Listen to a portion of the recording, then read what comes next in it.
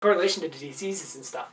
The willingness to change is one of the quickest ways of bypassing any kind of, like we talked about healing in an ARN like a few months ago. I think it was July by now. The rapidity and speed, the rate at which things can change and do change, is redonkulous.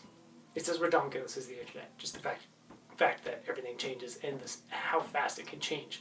And well, I think the internet also is maybe a different point, but I think the internet is a reflection of that. The technology being so fast and changing so quickly happens because everything changes so quickly.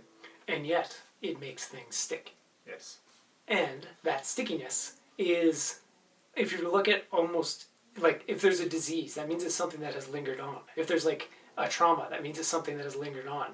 If there's a cancer cell is literally the physical manifestation and epitome of what it is to not change, because it's something that isn't changing, is refusing to change. Like, all these things are things that continue on. They linger in whatever, when everything else around it is rapidly changing.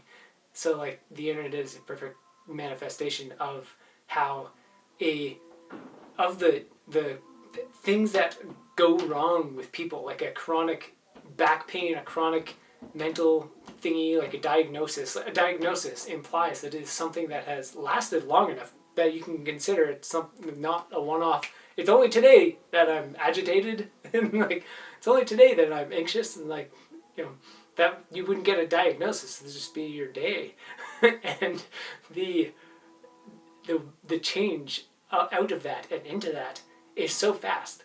But if there's stickiness there, that state of being is like this trend or whatever it is that ballooned up.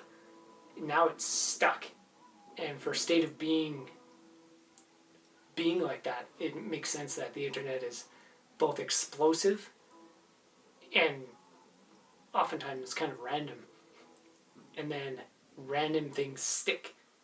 And if people don't have that willingness to change to such a degree that even those really random tiny parts of them get stuck, like a single cell, then like it's just we're getting into like the subtlest and grimiest, the deep down stuff that people need to work on. Like, humans have evolved to such a point where we've talked about it before, if you go down a street and you can say mindfulness and everybody knows what it means.